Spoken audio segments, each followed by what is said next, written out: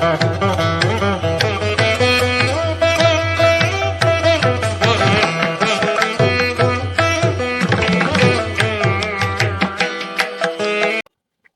பிரம்மா, குரு விஷ்ணு, குரு தேவோ மகேஸ்வரா, குரு சாட்சாத் பரபிரம்மா தசம்சி குருவே நமக.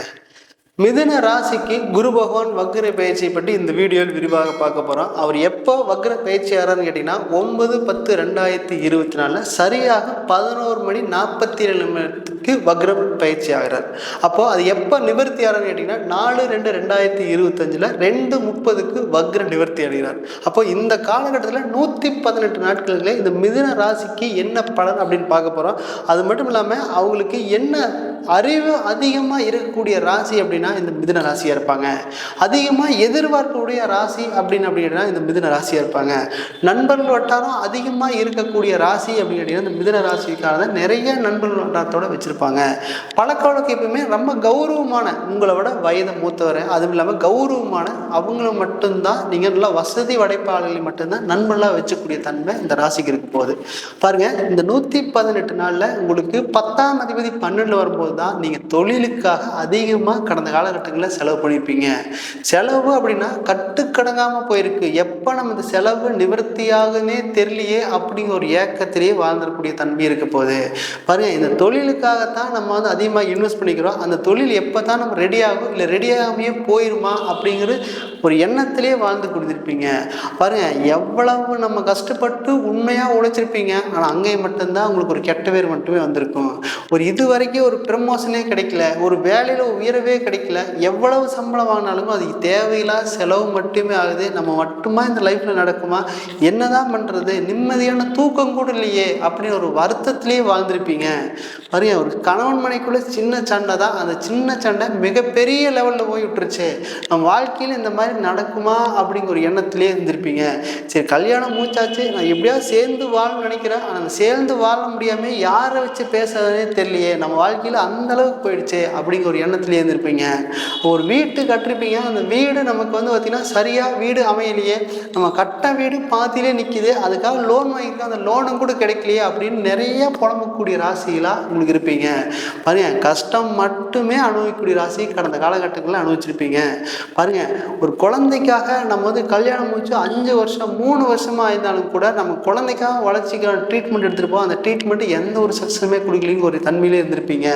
அந்த அளவுக்கு உங்களுக்கு மன வேதனையிலேயே அனுபவிக்கக்கூடிய காலகட்டமாக இருக்க போகுது. இது எல்லாத்துக்கும் ஒரு முற்றுப்புள்ளி வைக்கக்கூடிய காலகட்டமாக இந்த 118 நாட்கள் இருக்க போகுது.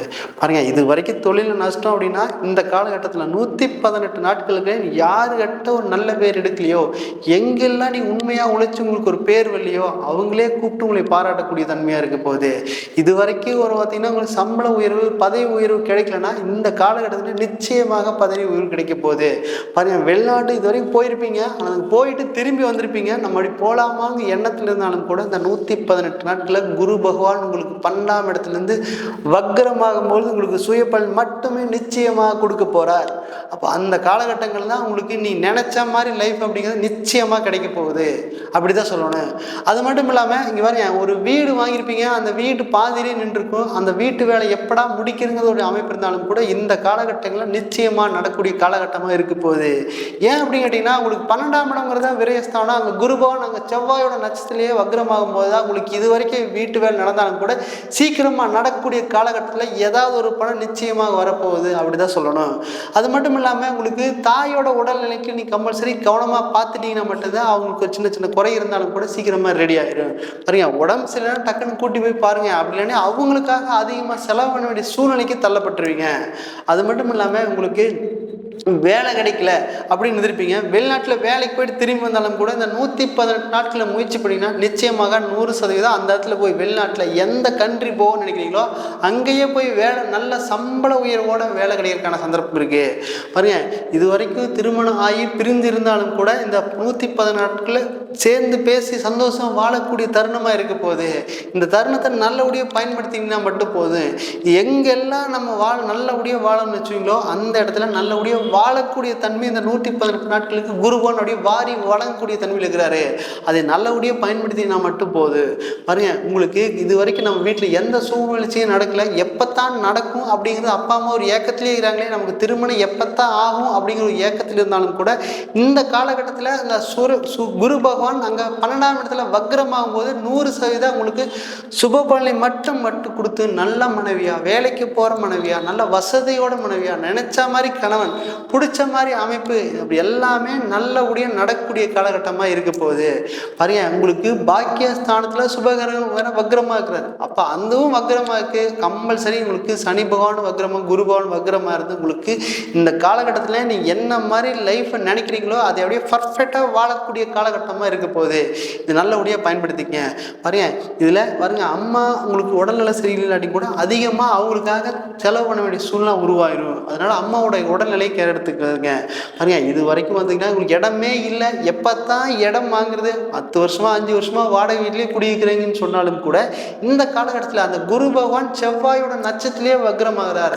அப்போ இது வரைக்கும் இடம் வாங்கவே இல்லைன்னா இந்த 118 நாட்களுக்குள்ள இடம் வாங்குறதுக்கான அமைப்பு, வீடு கட்டுறதுக்கான அமைப்பு, வேலை மாற்றம், தொழில் மாற்றம், தொழில் உத்தியோக மேன்மை எல்லாமே நிச்சயமாக கிடைக்க போகுது. சத்தியமாக கிடைக்க போகுது. அந்த மாதிரி தான் நிச்சயமாக கிடைக்கிறதுக்கான சந்தர்ப்பம் இருக்க போகுது. இது நல்லபடியாக பயன்படுத்தினா மட்டும் போகுது. அது மட்டும் இல்லாமல் உங்களுக்கு இது வரைக்கும் வந்து பார்த்தீங்கன்னா சுப நிகழ்ச்சி நடக்கல. என்னை விட சின்ன பசங்களுக்கு, என்னை விட அவங்களுக்கு பெரிய பசங்களுக்கு கல்யாணம் ஆகும் கூட சின்ன பசங்களுக்குலாம் கல்யாணம் ஆகுது. அவங்க 3 வருஷம் 5 வருஷங்கள அவங்களுக்குலாம் கல்யாணம் ஆகி பசங்க கூருக்கு போகிறாங்களே, எனக்கு இன்னும் கல்யாணம் ஆகலை அப்படி என்ன இருந்தாலும் கூட இந்த காலகட்டத்தில் குரு பகவான் அங்கே வக்ரமாகும் போது நல்ல மனைவியை கொடுப்பாரு. அப்போ பார்த்தீங்கன்னா பொறுத்தார் பூமி ஆழ்வாங்கிற ஒரு பழமொழிக்கு இந்த மிதுன ராசிக்காரங்களுக்கு நிச்சயமாக இது வரைக்கும் பொறுத்தாலும் கூட பூமி ஆழ்ந்து போகிறீங்க. அதை நல்லபடியாக பயன்படுத்திக்கங்க. பாருங்க, இது வந்து பார்த்தீங்கன்னா இது எல்லாமே இது கோச்சார பலன்கள் மட்டும்தான். இது நிச்சயமா உங்க ஜாதகத்துல குரு பகவான் அந்த வக்ரமா இருங்கல அப்படின்னு இருந்துச்சு அப்படின்னா, அது 12ஆம் இடத்துலயே இருந்துச்சுன்னா நீங்க 100% தேவையில்லாத விரைய செலவை இந்த 118 நாட்கள் கம்மி பண்றது மிக சிறப்பான அமைப்பு. ஒரு இடம் வாங்கினீங்கன்னா அது நல்ல இடத்த விசாரிச்சுட்டு வாங்கிக்க. அதுல போய் இன்வெஸ்ட் பண்ணிட்டீங்கன்னா தேவையில்லாத ஒரு பணம் முடக்கம் கம்பல்சரி வரக்கூடிய காலகட்டமா இருக்கு. அப்போ நீ குழந்தைக்காக அதிகமா செலவு பண்ண வேண்டிய சூழ்நிலை உருவாயிரும். பாருங்க, இந்த 12ஆம் இடம் அதிகமா நீ ஒரு கல்யாணம் அப்படின்னா திருமணம் ஒரு லெவலாக பண்ண பரவாயில்ல, ரொம்ப கிராண்டாக பண்ணிட்டீங்கன்னா மட்டும்தான் அந்த கல்யாண வாழ்க்கையில் ஒரு சின்ன தொந்தரவு கொடுத்துரும். பாருங்க, அந்த 7ஆம் அதிபதி 12 இருந்தாலும் கூட இந்த சுப காலத்தில் உங்கள் ஜாதகத்தில் குரு பகவான் வக்ரமாக இருந்தால் 100% இந்த கிரகம் இந்த வக்ரமாக இருக்கும் பொழுது நீங்கள் கம்பல்சரி இந்த வர்ண தேர்ந்தெடுக்கிற காலகட்டத்தை கொஞ்சம் தள்ளி வச்சுக்கலாம். ஏன்னா உங்கள் ஜாதகத்திலையும் வக்ரமாக இருந்து இப்போ சுய ஜாதகத்திலையும் வக்ரமாக இருக்கும் பொழுது உங்களுக்கு இப்போ குருபவன் வக்ரமாக இருக்கும்போது அது நல்ல பலன் தரமாட்டார். அப்போது உங்களுக்கு கணவன் மனைவி தேர்ந்தெடுக்கிற விஷயத்தில் கொஞ்சம் சற்று தாமதமாக இருந்தாலும் சொல்ல ஒரு கவனமாக இருந்தாலும் மிக சிறப்பாக இருக்க போகுது. பாருங்க, அடுத்த காலகட்டத்தில் 7ஆம் அதிபதி லக்னத்தில் வரும்போது நல்ல திருமணமாக நடக்க போகுது. அப்போ அவசரப்பட்டு இந்த காலகட்டத்தில் நல்ல திருமணம் வர்றது வரைக்கும் வெயிட் பண்ணி பண்ணுறது மிக சிறப்பான அமைப்பு. பாருங்க, இது எல்லாமே பார்த்தீங்கன்னா 9ஆம் இடத்துல உங்களுக்கு சனி பகவான் வக்ரமாகும் போது நீங்கள் அப்பா கிட்ட என்ன கேட்டாலும் இந்த காலகட்டத்தில் கொடுக்கக்கூடிய தன்மையாக இருக்குது. பாருங்க, இந்த பூர்வீக ஸ்தானத்தில் என்ன இது வரைக்கும் எனக்கு ஒரு 5 சென்ட் வரணும் 10 சென்ட் வரணும்னாலும் கூட இந்த காலகட்டத்தில் போய் கேட்டிங்கன்னா 100% அது அப்பா கொடுக்கக்கூடிய காலகட்டமாக இருக்குது. ஏன்னா 12ஆம் இடத்துல குரு வக்ரமாக இருக்கும்போது தான் நீங்கள் நினைச்ச மாதிரி வாழக்கூடிய தன்மை இருக்க போகுது. அப்போ உங்கள் ஜாதத்தில் குரு பகவான் அந்தரம் போதா, குரு பகவான் புத்தி போதா, குரு பகவான் என்ன நிலைமையில் இருக்காருன்னு தெரிஞ்சுட்டு அதுக்கு தகுந்த மாதிரி செயல்படுறது மேலும் மேலும் வளத்தை மட்டுமே கொடுக்க போகுது. நான் இது வந்து உங்கள் ஜாதகம் பார்க்க விரும்பினால் கீழே கொடுக்கப்பட்டுள்ள தொடர்பு கொள்ளலாம். நான் உங்களிடமிருந்து விடைபெறுவது தரணிதாசன். நன்றி, வணக்கம்.